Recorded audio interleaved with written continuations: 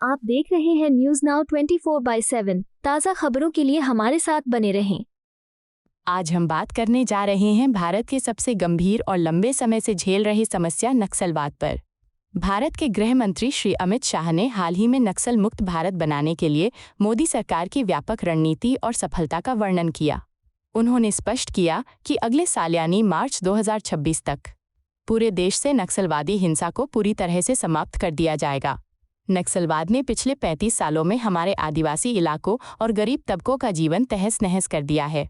हजारों निर्दोष लोग मार डाले गए, हजारों विकलांग हुए और विकास के सारे रास्ते बंद कर दिए गए। प्रधानमंत्री मोदी के नेतृत्व में केंद्र सरकार ने सुरक्षा बलों को पूरी ताकत के साथ ये जिम्मेदारी सौंपी। उन्होंने छत्तीसगढ़, झारखंड, बिहार और उत्तर पूर्व के उन इलाकों में कार्रवाई तेज की जहां नक्सलवाद की जड़ें बैठी हुई थीं। गृह मंत्री अमित शाह ने कहा, जब एक बच्चा बंदूक की बजाय पेंसिल उठाकर का खागा लिखना शुरू करेगा तो केवल उस बच्चे का ही नहीं, पूरे देश का भविष्य बदल जाएगा। यही हमारा लक्ष्य है, शिक्षा, विकास और सुरक्षा के माध्यम से नक्सलवाद का पूरा अंत। सुरक्षा बलों ने कई बड़ी सफलताएं हासिल की हैं। कई हथियार और विस्फोटक बरामद किए गए। इसके बावजूद इस लड़ाई में कई जवानों ने अपनी जान भी दी है, जिन्हें हमारा सलाम। यहाँ ये भी बताना जरूरी है कि नक्सल मुक्त भारत का मतलब सिर्फ हिंसा को खत्म करना नहीं है, बल्कि उन प्रभावित इलाकों में बुनियादी सुविधाओं जैसे सड़क, बिजली, स्वच्छ पेयजल, शिक्षा और स्वास्थ्य सुविधा पहुंचाना भी है। यही असली विकास है। आज 4 सेशन में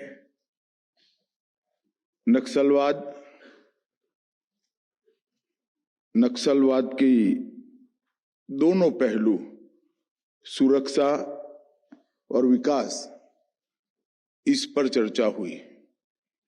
जैसे संचालिका महोदया ने बताया, ऐसे इसके पहले के सेशन में जो भुक्तभोगी हैं, जिन्होंने नक्सलवाद की विभीषिका को अपने जीवन में भोगा है, सहन किया है, ऐसे लोगों से भी यहाँ परिचय कराया गया।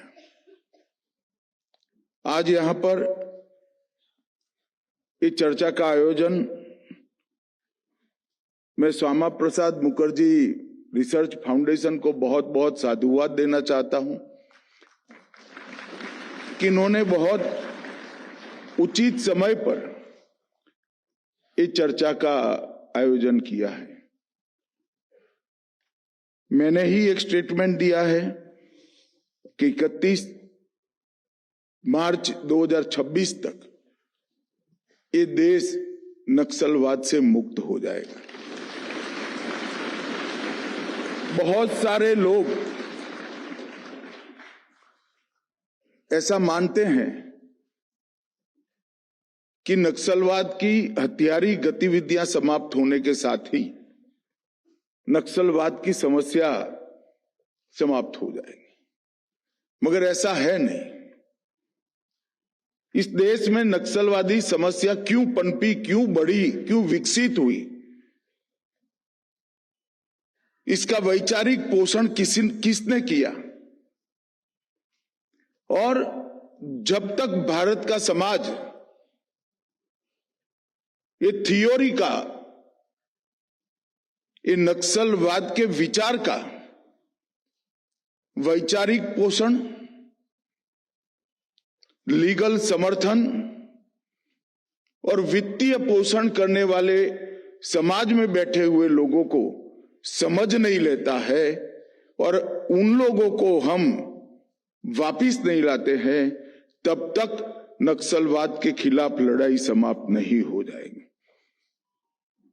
हम हथियारी नक्सलियों को सरेंडर कर या हमारे जवान उनसे मुकाबला कर उनको अरेस्ट कर आमना सामना होगा तो न्यूट्रलाइज कर समाप्त कर सकते हैं, मगर ये विचार के लिए हमें आगे बहुत कुछ करने की जरूरत पड़ेगी। और उस दृष्टि से मैं यहां पर जो चर्चाएं हुई हैं उसको समय उचित भी मानता हूं और बहुत जरूरी भी मानता हूं। नक्सलवाद पर चर्चा करने से पहले मैं 60 के दशक से अब तक हथियारी वामपंथी हिंसा में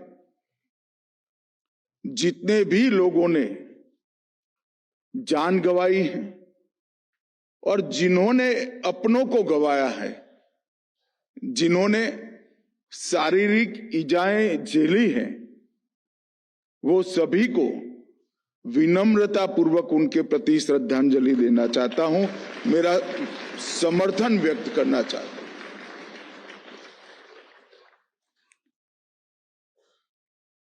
आंतरिक सुरक्षा और देश की सुरक्षा, सीमाओं की सुरक्षा, भारतीय जनसंघ बना तब से भारतीय जनता पार्टी तक हमारी विचारधारा का एक प्रमुख अंग रहा है।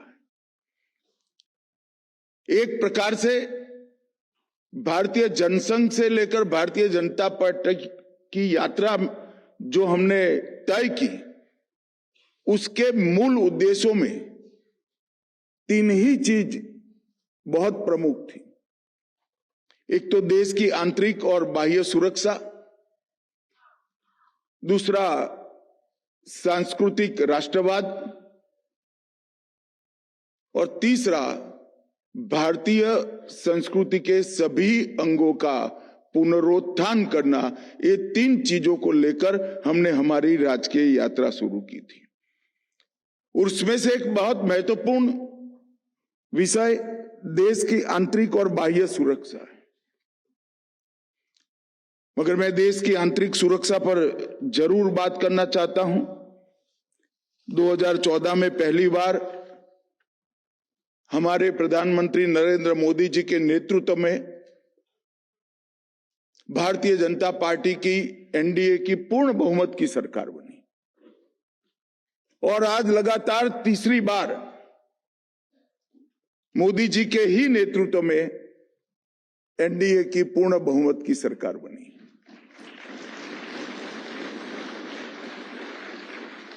अगर किसी भी समस्या पर पार्टियों के परफॉर्मेंस, सरकारों के परफॉर्मेंस, पार्टी की नीतियों के परफॉर्मेंस को स्टडी करना है तो तुलनात्मक अभ्यास के अलावा हमारे पास और कोई ऑप्शन नहीं है। मैं नक्सलवाद पर बाद में बोलूंगा, परंतु जब मोदी जी ने इस देश के प्रधानमंत्री का पद संभाला तब इस देश की आंतरिक सुरक्षा की दृष्टि से तीन महत्वपूर्ण हॉटस्पॉट थे।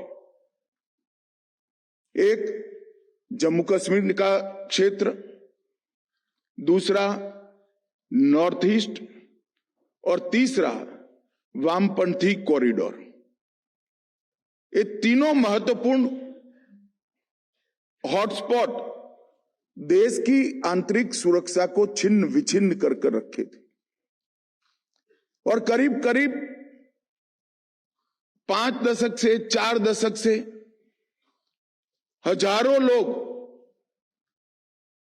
ये तीनों जगह पे पनपी फैली अशांति के कारण अपनी जान गंवाए थे। संपत्ति का पारावार नुकसान हुआ था। देश के बजट का एक बहुत बड़ा हिस्सा गरीबों के विकास के लिए जाने की जगह ये हॉटस्पॉट को संभालने में जाता था और सुरक्षा बलों की भी अपार जान हानि हुई थी। मोदी जी के प्रधानमंत्री बनते ही, भारतीय जनता पार्टी का शासन आते ही ये तीनों हॉटस्पॉट पर ध्यान केंद्रित किया गया और लंबे समय की स्पष्ट रणनीति के आधार पर काम हुआ। मैं आज उसका परिणाम आपको बताना चाहता हूं। उत्तर पूर्व में सुरक्षा कर्मियों की मृत्यु में 4 से 14 के तुलना में 14 से 24 में 70% की कमी आई है। 70% की।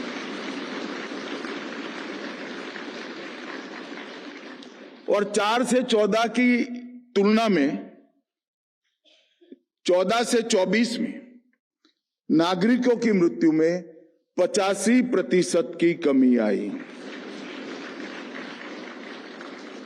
12 महत्वपूर्ण शांति समझौते कर हाथ में देश के दुश्मनों ने सप्लाई किए हुए ऑटोमेटिक वेपन लेकर घूमने वाले 10,500 युवाओं को सरेंडर कराकर मेन स्ट्रीम में लाने का काम भारतीय जनता पार्टी की सरकार,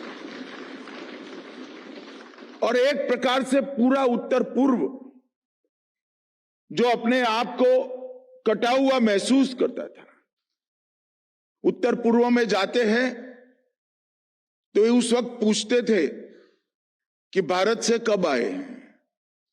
आज उत्तर पूर्व ट्रेन से जुड़ा, रेलवे से जुड़ा, वाटरवेज से जुड़ा।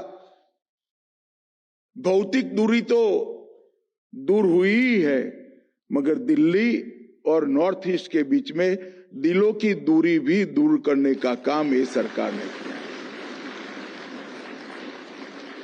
और एक प्रकार से बहुत महत्वपूर्ण परिवर्तन आया।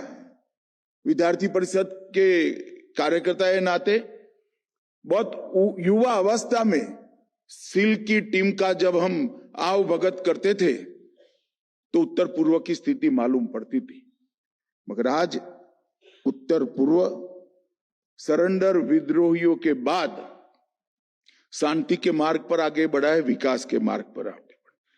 उसी तरह से जम्मू कश्मीर 2019 में मोदी जी के नेतृत्व में धारा 370 को समाप्त कर दिया गया,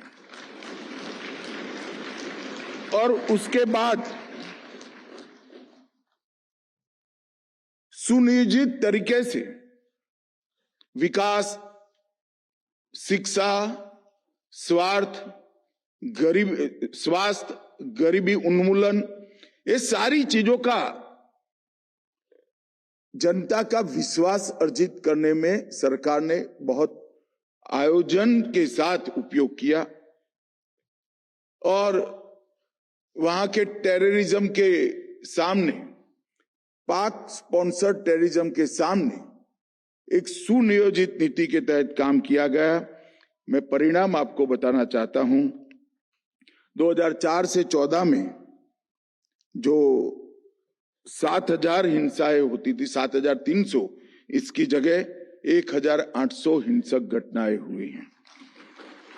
सुरक्षा कर्मियों की मृत्यु में 65% की और नागरिकों की मृत्यु में 77% की कमी दर्ज की गई। देश का कानून, हर कानून वहां आज अमल में है। जम्मू कश्मीर के अंदर आजादी के बाद पहली बार पंचायत के चुनाव हुए। पंच, सरपंच, तहसील पंचायत, जिला पंचायत, और एक जमाने में 10,000 वोट से एमपी चुनकर आ जाते थे, क्योंकि चुनाव का बहिष्कार होता था। वहां जिला पंचायत, तालुका पंचायत के अध्यक्ष के चुनाव में 99.8% मतदान हुआ। 2024 के चुनाव में भी आजादी के बाद सबसे ज्यादा, जब से कश्मीर की समस्या हुई 90 के दशक के बाद, तब से सबसे ज्यादा मतदान 2024 के चुनाव में जम्मू कश्मीर में हुआ। इसका मतलब है कि ये समस्या को हम धीरे धीरे सुलझाने के रास्ते पर बहुत मक्कम गति के साथ आगे बढ़ रहे हैं। आज का विषय है मित्रों, पशुपति से तिरुपति तक का उनका काल्पनिक रेल कॉरिडोर। मैं पहले एक वाक्य में बताना चाहता हूं। पशुपति से तिरुपति का नारा जब वो लगाते थे, तब देश भर में, हम तो बहुत युवा थे, चिंता की लहर दौड़ जाती थी। कितना बड़ा भूभाग अगर हथियारी नक्सलियों के कब्जे में रहता है तो देश का क्या होगा। मगर आज कोई पशुपति से तिरुपति का नारा लगाता है तो लोग हंसते हैं कि भाई बचे ही कहां हो तो आगे कर लोगे। ये बहुत बड़ा परिवर्तन ये 10 साल में आए। मैं नक्सलवाद के लिए बहुत स्पीड से बात करना चाहूंगा। करीब करीब 70 के दशक की शुरुआत में इस विचार का और हथियारी विद्रोह की शुरुआत हुई। 71 में स्वतंत्र भारत के इतिहास में सबसे ज्यादा 3620 घटनाएं हुई। 80 के दशक में पीपल्स वॉर ग्रुप ने महाराष्ट्र, मध्य प्रदेश, आंध्र, तेलंगाना, छत्तीसगढ़, यूपी, एमपी, झारखंड, बिहार और केरल तक इसका विस्तार किया। 80 के दशक के बाद वामपंथी गुटों ने एक दूसरे में विलय की शुरुआत की और 2004 में प्रमुख सीपीआई माओवादी गुट का गठन हुआ और नक्सली हिंसा ने बहुत गंभीर स्वरूप ले लिया। ये पशुपति से तिरुपति का कॉरिडोर रेड कॉरिडोर के नाम से जाना जाता था। सरकारी रिकॉर्ड में उसको रेड कॉरिडोर के रूप में जाना गया है। जैसा मैंने पहले कहा, झारखंड, बिहार, उत्तर प्रदेश, छत्तीसगढ़, उड़ीसा, महाराष्ट्र, तेलंगाना, मध्य प्रदेश और केरल, ये सब जगह फैला हुआ था। देश के भूभाग का 70% हिस्सा ये रेड कॉरिडोर में समाहित होता था। लगभग 12 करोड़ की आबादी नक्सलवाद की हिंसा की परछाई में अपना जीवन जी रही थी। एक प्रकार से उस वक्त की आबादी का 10% हिस्सा नक्सलवाद के दंश झेलकर अपना जीवन बिता रहा था और उसकी कंपैरिजन में दो जो और हॉटस्पॉट थे, कश्मीर 1% भूभाग आतंकवाद की चपेट में था और उत्तर पूर्व देश का 3.3% भूभाग उत्तर पूर्व की अशांति से ग्रस्त था। 1%, 3.3% और 17%।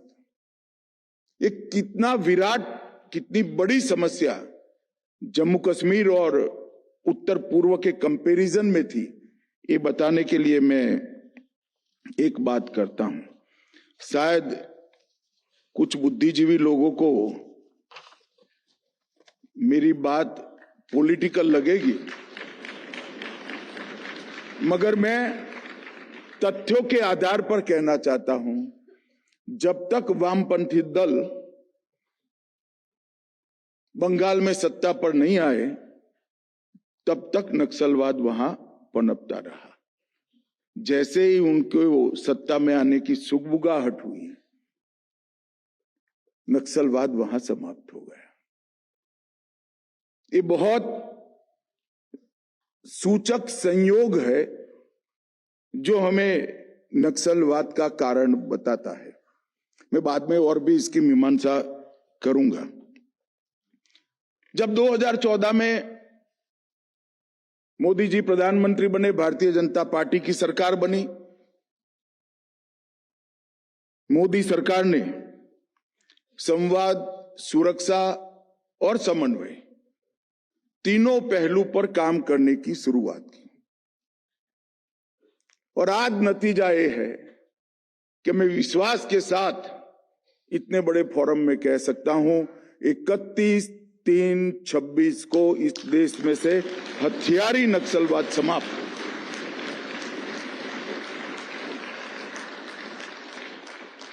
जहां पहले स्क्रेटेड अप्रोच से काम होता था, कभी बातचीत कर देते थे, कभी विकास पर थ्रस्ट दिया जाता था, कभी सुरक्षा अभियानों में तेजी आ जाती थी, घटना आधारित रिस्पॉन्स होता था। एक कोई स्थायी नीति नहीं थी। एक प्रकार से कहूं तो सरकार के रिस्पांस का स्टीयरिंग नक्सलवादियों के हाथ में था। 14 के बाद सरकार के अभियानों का, सरकार के कार्यक्रमों का, सरकार के आयोजन का स्टीयरिंग भारत सरकार के गृह मंत्रालय के पास है। ये बहुत बड़ा नीतिगत परिवर्तन हुआ और वो परिवर्तन के कारण ही ये परिणाम मिला। स्कैटर्ड अप्रोच की जगह यूनिफाइड और रूथलेस स्ट्रेटेजी को अपनाने का काम भारतीय जनता पार्टी की सरकार ने किया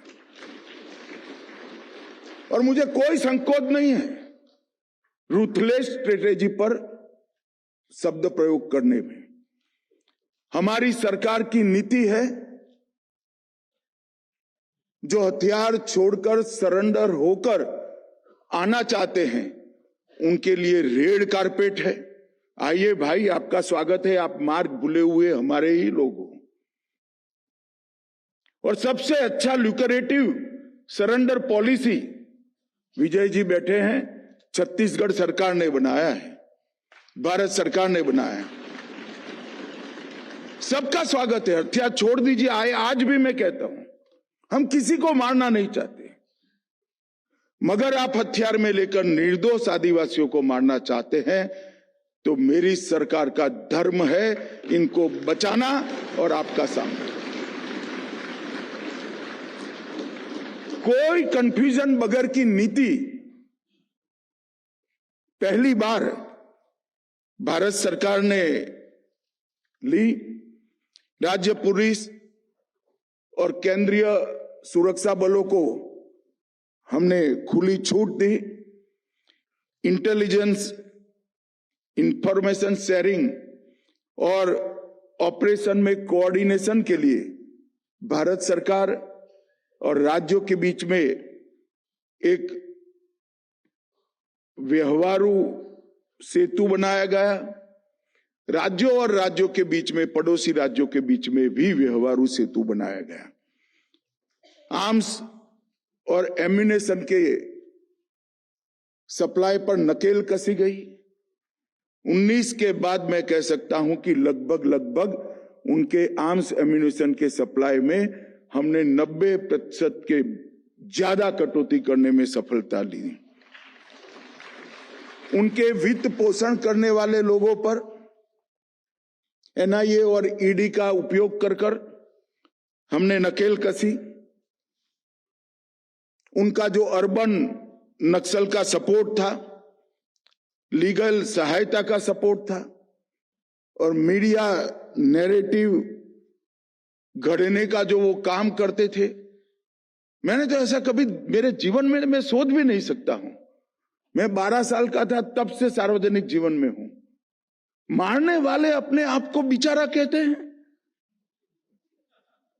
जो लोग मारते हैं वो अपने आप को बेचारा कहते हैं और यहां पेपर और पेन लेकर बड़े बड़े आर्टिकल लिखे जाते हैं। इस नैरेटिव के सामने हम लड़े हैं, अदालतों में भी लड़े हैं और मीडिया की लड़ाई भी लड़े हैं। हमने सेंट्रल कमेटी के जो मेंबर्स थे उन पर लक्षित कर कार्रवाई की तो 18 से ज्यादा सेंट्रल कमेटी के मेंबर 19 अगस्त से लेकर आज तक न्यूट्रलाइज किए गए। सुरक्षा वैक्यूम को हमने भरने का काम किया क्योंकि वहां रोड रास्ते नहीं थे और targeted operation octopus, double bull, इस प्रकार के ऑपरेशन किए गए और डीआरजी, एसटीएफ, सीआरपीएफ और कोबरा चारों की संयुक्त ट्रेनिंग की भी हमने शुरुआत की और चारों दल साथ में मिलकर अभियान करते हैं और उसका चेन ऑफ कमांड भी अब स्पष्ट है। कहीं कोई कंफ्यूजन नहीं है। राज्य पुलिस और स्टेट पुलिस और सेंट्रल पुलिस दोनों साथ में बैठकर अभियान कर रहे हैं। एकीकृत प्रशिक्षण से हमारी सफलता में बहुत बड़ा अंतर आ गया। इसके साथ साथ फोरेंसिक इन्वेस्टिगेशन किए गए, लोकेशन ट्रैकिंग सिस्टम उपलब्ध कराया गया, मोबाइल फोन की गतिविधियों को भी राज्य पुलिस को उपलब्ध कराएगा, साइंटिफिक कॉल लॉग्स एनालिसिस के सॉफ्टवेयर बने और सोशल मीडिया एनालिसिस से भी उनके छुपे हुए सपोर्टर को ढूंढने का काम दोनों जगह पे, राज्य में और सेंटर में हुआ। और इसके द्वारा अभियान में न केवल तेजी आई, सारे अभियान सफल हुए, परिणाम लक्षी हुए। मैं आंकड़ों में बाद में जाता हूं, मगर 2019 के बाद हमने राज्यों के क्षमता निर्माण पर भी बहुत थ्रस्ट दिया।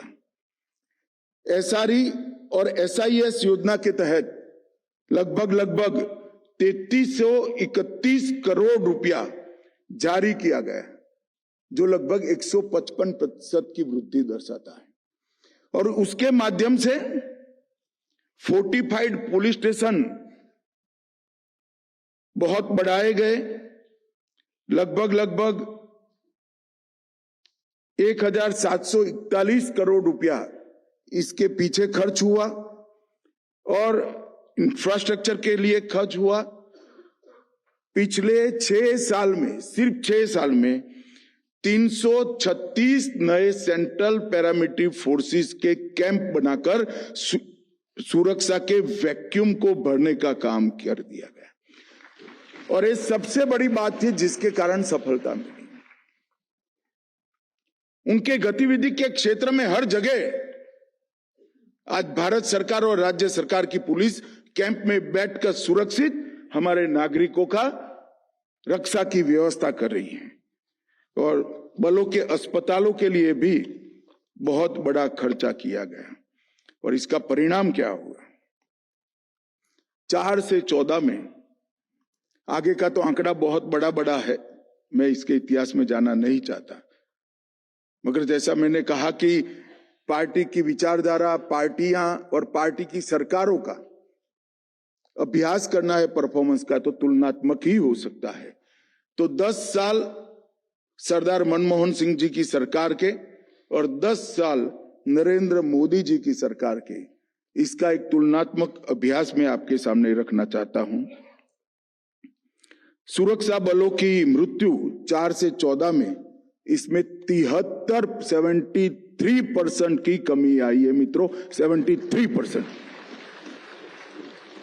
और नागरिकों की मृत्यु में 74% की कमी आई है। ये बहुत बड़ी उपलब्धि है। और कई बार कहते हैं कि इस प्रकार की लड़ाई में कौन सी पार्टी की सरकार है इसका कोई महत्व नहीं है, मगर मेरा अनुभव कुछ और कहता है। 19 से मैं गृह मंत्री बना, देश भर में मोदी जी के नेतृत्व में अभियान चल रहे थे। झारखंड में अच्छा चला, बिहार लगभग मुक्त गया, आंध्र प्रदेश तेलंगाना मुक्त हो गया, महाराष्ट्र मुक्त होने की कगार पर है, मगर छत्तीसगढ़ में हमें सफलता नहीं मिलती थी। छत्तीसगढ़ में कांग्रेस की सरकार थी। फौरी तौर पर तो कोऑपरेशन मिलता था, परंतु जो इनिशिएटिव संयुक्त अभियानों के लिए लेना चाहिए, वहां पैर कच्चे पड़ जाते थे। खैर, मैं कोई ज्यादा पॉलिटिकल बात नहीं करना चाहता, परंतु 2024 में वहां पर भारतीय जनता पार्टी की सरकार बनी। 2024 में अपने इतिहास के, साल के इतिहास के सबसे ज्यादा 270 नक्सली को न्यूट्रलाइज करने का काम 1 साल के अंदर किया गया। और ये जो वामपंथी भाई नक्सलियों के बचाव में खड़े होते हैं, हमारे लोग हैं, क्यों मारना चाहिए? हम नहीं मारना चाहते। 290 मारे गए क्योंकि उनके हाथ में हथियार थे। 290 के सामने 1090 गिरफ्तार किए हैं। जहां गिरफ्तारी संभव थी वहां हमने गिरफ्तार भी किए हैं और वो आज कानून की कोर्ट में। और उसके साथ 1090 के साथ 881 सरेंडर कर दिए। ये बताता है कि सरकार का अप्रोच क्या है। सरकार का अप्रोच ये है कि हम पूरा प्रयास करते हैं नक्सली को अरेस्ट करने का, सरेंडर कराने का, मौका भी देते हैं, एक अच्छी सरेंडर पॉलिसी भी लेकर आए हैं। मगर जब आप हाथ में हथियार लेकर भारत के निर्दोष नागरिकों को मारने के लिए निकलते हो, तब सुरक्षा बलों के पास और कोई चारा नहीं होता। गोली का जवाब गोली से ही देना होता है। और 2025 दूसरा वर्ष छत्तीसगढ़ की सरकार बनने का, इसमें अब तक 2024 में पूरे वर्ष में 290 नक्सली न्यूट्रलाइज हुए थे और 2025 में आज की तिथि तक 270 नक्सलियों को न्यूट्रलाइज करने का काम किया गया है। 680 ने गिरफ्तार किए गए हैं और आत्मसमर्पण का आंकड़ा देखिए, 1225 लोगों ने आत्मसमर्पण किया है। तो दोनों वर्ष में जहां हमने अभियान तेज किया, वहां आत्मसमर्पण और अरेस्ट की संख्या न्यूट्रलाइज से कई गुना ज्यादा है। और ये आत्मसमर्पण जो ज्यादा बढ़ रहे हैं, वो ही बताता है कि नक्सलियों का समय अब कम बचा है। उन्होंने एक बहुत विकट पहाड़ी पर तेलंगाना और छत्तीसगढ़ की बॉर्डर पर अपना एक बहुत बड़ा कैंप बनाया था। सेना की बटालियन के पास हो इतने हथियार थे, 2 साल का राशन था, हथियार बनाने की फैक्ट्रियां लगी थी, आईईडी बनाने की फैक्ट्रियां थी और 5 दिन जवान चढ़कर जाएगा तब वहां पहुंच पाएगा, इतना कठिन ठिकाना था। ढेर सारी नदियां, तालाब वहां थे और एक लगभग 50 बाय 50 किलोमीटर का लंबा बेस इन्होंने बनाया था। 23 मई 2025 को उनके ब्लैक फॉरेस्ट ऑपरेशन के अंदर उनके पूरे बेस को नष्ट कर दिया गया और 27 हार्डकोर नक्सली मारे गए। बीजापुर में 24 हार्डकोर नक्सली मारे गए और इसके माध्यम से छत्तीसगढ़ जो एक बचा खूचा था, वहां पर एक प्रकार से इनकी रीढ़ की हड्डी तोड़ने का काम हुआ।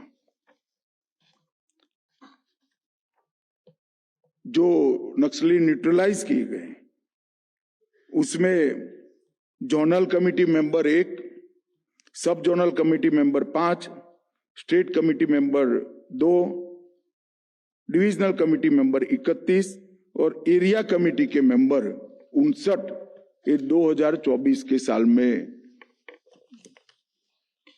न्यूट्रलाइज किए गए और अब सूची वांटेड से ज्यादा बचे हुए की कम हो गई है।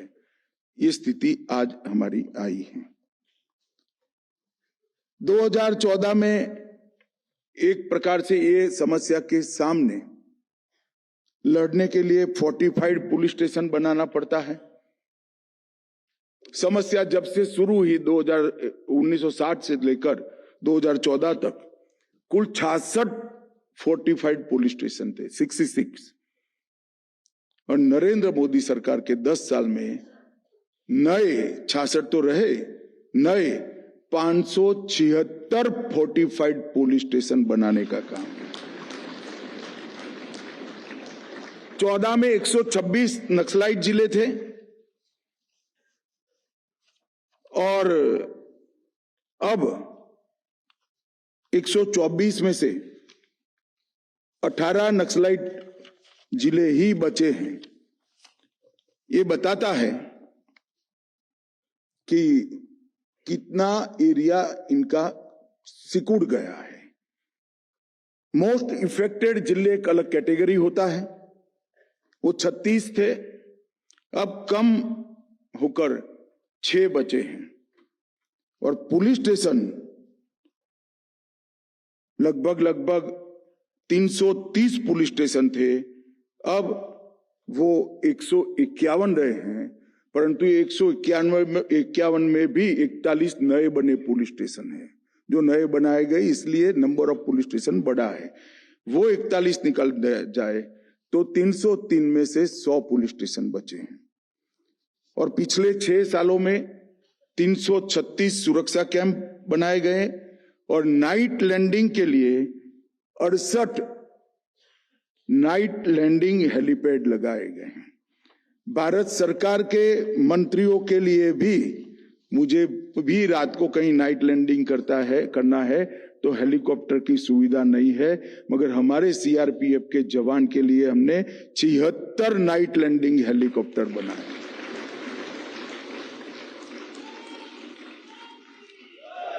मित्रों, नक्सलियों की आय कम करने के लिए एनआईए, ईडी और राज्य सरकारों ने करोड़ों रुपयों की संपत्ति को जब्त किया है, खाते सीज किए हैं। और राज्य सरकार के समन्वय के लिए भी लगातार मेरे स्तर पर 12 बैठकें हुई है मुख्यमंत्रियों के साथ। छत्तीसगढ़ अकेले राज्य में 8 बैठकें हुई हैं। मित्रों, ये बताता है कि किस प्रकार से हम आगे बढ़ रहे हैं। नक्सलियों के आत्मसमर्पण के लिए बहुत लुक्रेटिव पैकेज छत्तीसगढ़ सरकार लाई है। उच्च रैंक के कैडरों के लिए 5 लाख रुपया, मध्यम और निचली कैडरों के लिए 2.5 लाख और व्यावसायिक प्रशिक्षण के लिए 10,000 रुपया हम उनको देते हैं। और वामपंथी उग्रवादी क्षेत्र में विकास के लिए भी ढेर सारे काम किए गए, क्योंकि एक दलील ऐसी थी कि वामपंथी उग्रवाद का जन्म का कारण विकास का असंतुलन था। शुरू में मैं भी ये वामपंथी मित्रों की दलील को आंशिक रूप से स्वीकार करता था, परंतु मैंने डिटेल स्टडी किया है। जिन पत्रकार मित्रों को इसमें डिटेल में जाने का इच्छा है वो जरूर मेरे मंत्रालय का, मेरी ऑफिस का संपर्क करें। जब वामपंथी उग्रवाद शुरू हुआ तब वामपंथी उग्रवाद क्षेत्र के बाहर, मतलब पशुपति टू तिरुपति कॉरिडोर के बाहर 56 जिले ऐसे थे जो वामपंथी उग्रवादी क्षेत्र से बहुत ज्यादा पिछड़े थे विकास की दृष्टि से। वहां क्यों नहीं हुआ भाई नक्सलवाद? वहां क्यों खड़ा नहीं हुआ? दुनिया भर में जहां जहां वामपंथी विचारधारा पनपी, वामपंथी विचारधारा और हिंसा का चोली दामन का रिश्ता रहा है, यही जड़ है नक्सलवाद। अगर किसी विचारधारा के अंदर हिंसा को वर्ज्य ही नहीं मानते हैं, हिंसा को बुरा नहीं मानते हैं, तो किस प्रकार से देश चल सकता है भैया? और मैं आज बहुत कठोरता के साथ कहना चाहता हूं कि जो लोग ये प्रचार कर रहे हैं वामपंथी उग्रवाद का मूल कारण विकास है, वो देश को गुमराह कर रहे हैं। हमारे संविधान में हर प्रकार की व्यवस्था है। ट्राइबल कल्याण के लिए विशेष आर्टिकल्स बनाए गए हैं।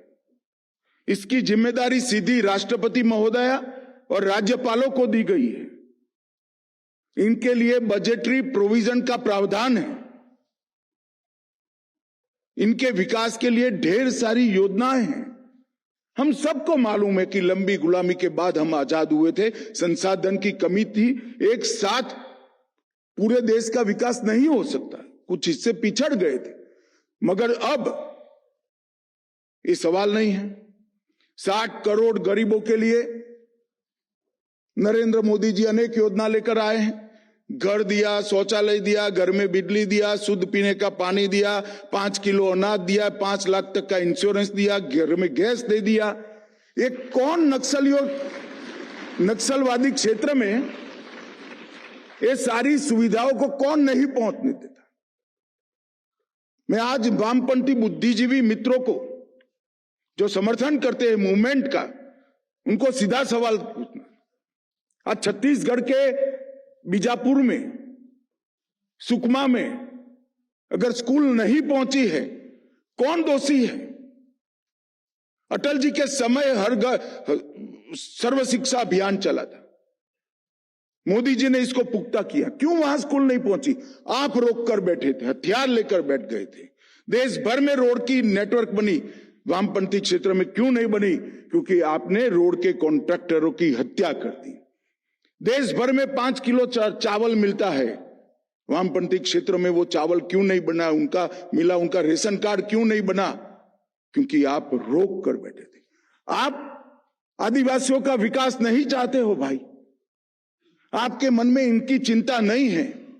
आपके मन में चिंता है दुनिया भर में रिजेक्ट होती आपकी आइडियोलॉजी को वहां पर जिंदा रखने की चिंता है। और इसलिए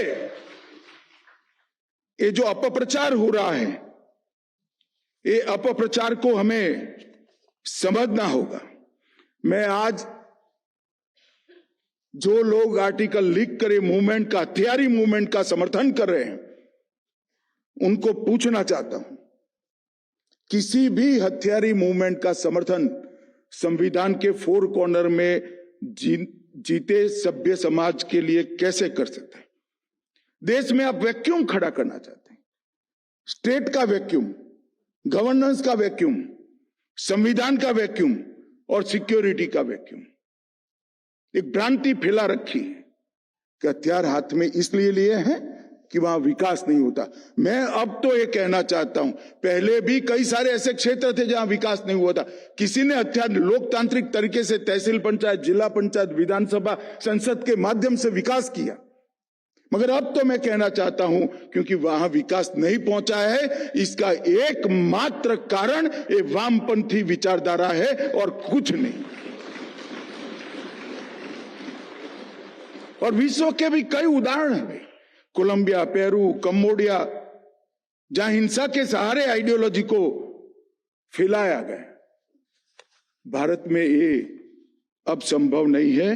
यहां पर नो न्यूसेंस वाली नरेंद्र मोदी सरकार है, ये हो नहीं सकता। इन्होंने इसके फैलाने के लिए एक स्ट्रेटेजी अपनाई। पहला निशाना उन्होंने संविधान और न्याय व्यवस्था को बनाया और संवैधानिक वैक्यूम खड़ा किया। दूसरा, उन्होंने स्टेट की कल्पना को निशाना बनाया और स्टेट का वैक्यूम खड़ा किया। जो कुछ भी इनके साथ जुड़े नहीं, वो ट्राइबल को स्टेट का इन्फॉर्मर बनाकर जनता ना अदालत में फांसी की घोषणा कर दी। मैं आज इनका समर्थन करने वाले सभी एनजीओ को और बुद्धिजीवियों को पूछना चाहता हूं, भारत के संविधान के तहत किसी आइडियोलॉजी के अनुयायियों की जनता ना सरकार और जनता अदालत, इसको क्या आप स्वीकार करते हैं? शार्प क्वेश्चन का जवाब देना चाहिए जो इसका समर्थन करते हैं। क्या आपको भारत की अदालतों पर विश्वास नहीं है? चुनकर आई हुई सरकारों पर विश्वास नहीं है? इन्होंने पैरेलल गवर्नमेंट बनाई, इनका रक्षा मंत्री होता है, गृह मंत्री होता है, वित्त मंत्री होता है। किस प्रकार से इसका समर्थन किया जा सकता है? मैं तो जो लोग लिखते हैं उनको भी कहना चाहता हूं, भैया देश के कल्याण के लिए अपनी आइडियोलॉजी से थोड़ा ऊपर उठ जाओ और अब बस करो, बहुत हो गया।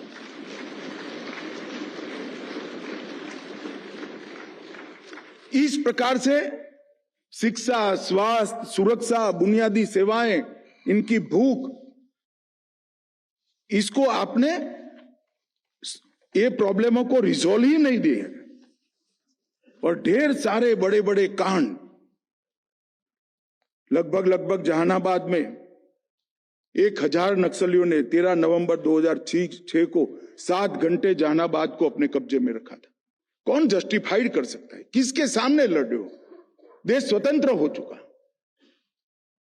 2006 में हमारी सरकार नहीं थी, मगर तब भी हम इसका खंडन करते थे, क्योंकि सवाल ये राजनीतिक दलों का नहीं है, सरकारों का नहीं है, ये सवाल देश का है। और मित्रों, ये जो गवर्नेंस का वैक्यूम बनाया, इसके कारण ही वहां पर विकास नहीं पहुंचा है, साक्षरता नहीं पहुंची है, इनकी स्वास्थ्य की समस्याएं हैं, इनके खिलाफ सरकार लड़ नहीं सकती है।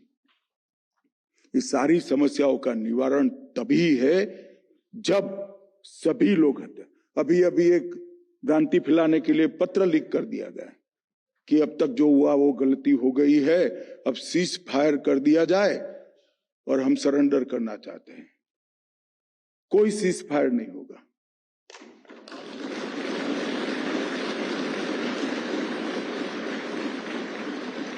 और मेरे वाक्य को मैं एक्सटेंड करना चाहता हूं, सरेंडर करना है तो सीज फायर करने की जरूरत ही नहीं है, हथियार डाल दो, पुलिस एक भी गोली नहीं चलाएगी, आपको रीएस्टैब्लिश करेगी।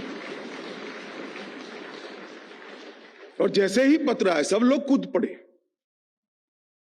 हमने ऑपरेशन ब्लैक फॉरेस्ट कराया।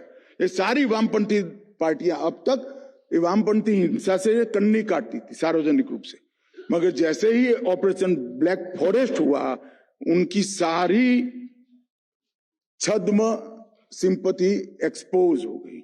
उन्होंने पत्र लिखा, प्रेस नोट दिया कि ऑपरेशन ब्लैक फॉरेस्ट तुरंत बंद कर दिया जाए। वामपंथी राजनीतिक रजिस्टर्ड दलों ने प्रेस नोट दिया, सीपीआई और सीपीआईएम ने दिया है। क्यों भाई, क्यों बचाना है उनको?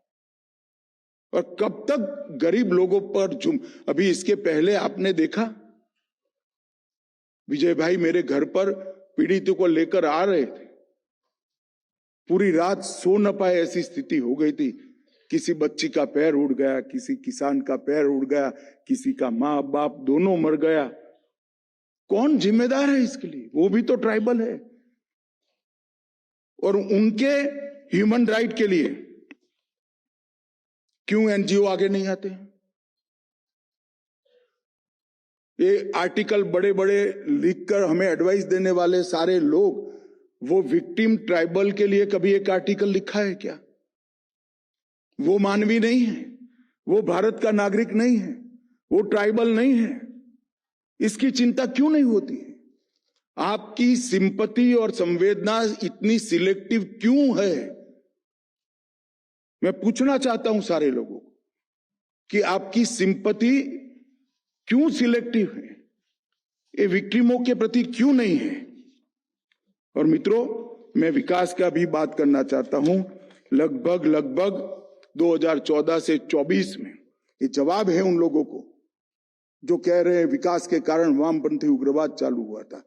वामपंथी उग्रवाद विकास के कारण चालू नहीं हुआ था, वामपंथी उग्रवाद के कारण विकास रुका था। अब 2014 से 25 तक 12,000 किलोमीटर सड़कें वामपंथी उग्रवादी क्षेत्र में हमने बनाने का काम किया। 12,000 किलोमीटर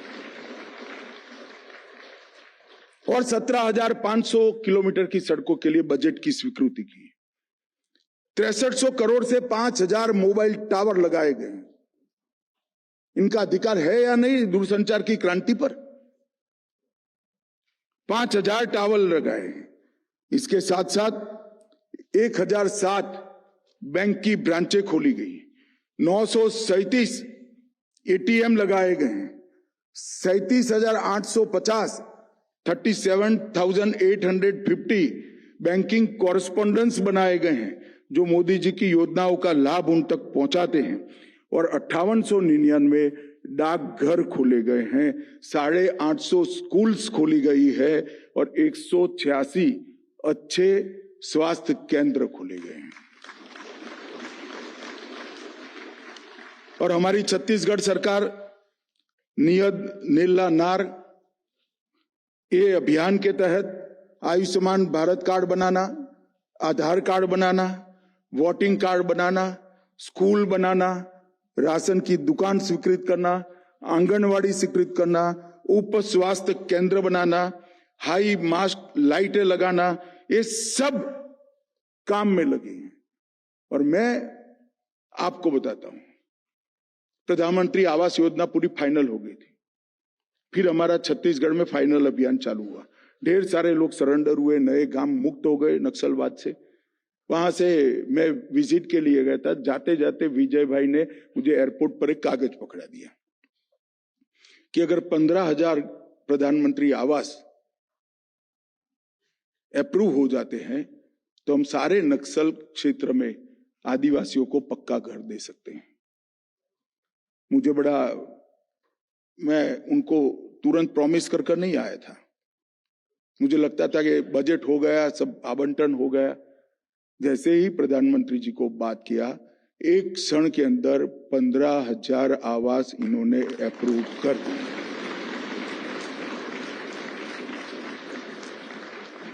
ये संवेदना होती है। मित्रों, आने वाले दिनों में मैं मानता हूं कि हथियारी नक्सलवाद 31 मार्च 2026 को समाप्त हो जाएगा।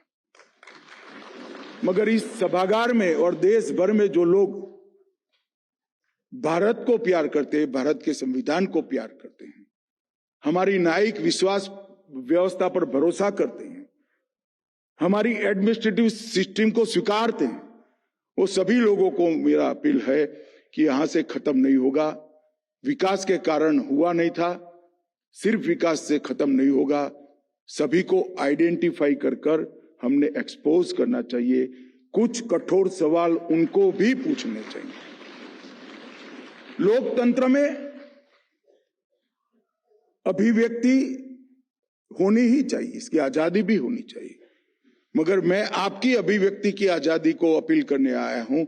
आपके पास भी अपील है, आजादी की, अभिव्यक्ति की आजादी है। आप भी उनको जरा सवाल पूछिए कि ये जो मारे गए वो आदिवासियों के लिए आपके मन में क्या पड़ा है। इतना पूछते ही वो लोगों का सच्चा परिचय हमारे सामने आ जाएगा। मित्रों, मुझे विश्वास है कि ये लड़ाई हम जीतेंगे और देश का 12% भूभाग और आज की आबादी के हिसाब से 17 करोड़ की आबादी ये वर्षों पुरानी समस्या से मुक्त होने जा रही है। हम सब के लिए आनंद का विषय है। हम सब मिलकर, सभी एनजीओ का भी मैं आह्वान करना चाहता हूं कि ये आदिवासी क्षेत्रों में जो कुछ भी हमसे बन पड़ता है वो सब करें उनके विकास के लिए। बहुत लंबे 4 दशक का दंश इन्होंने झेला है। सरकार, समाज, स्वयंसेवी संस्थाएं, सारे लोग इस क्षेत्र को अपने कंसंट्रेशन का क्षेत्र बनाए, पूर्ण विकसित बनाए और उनको भी भारत के हर नागरिक की तरह विश्व में सम्मान के साथ जीने का अधिकार दे। यही मेरी आप सभी से अभ्यर्थना है। वंदे मातरम। आपको यह वीडियो पसंद आया हो तो इसे लाइक करें, हमारे चैनल को सब्सक्राइब करें।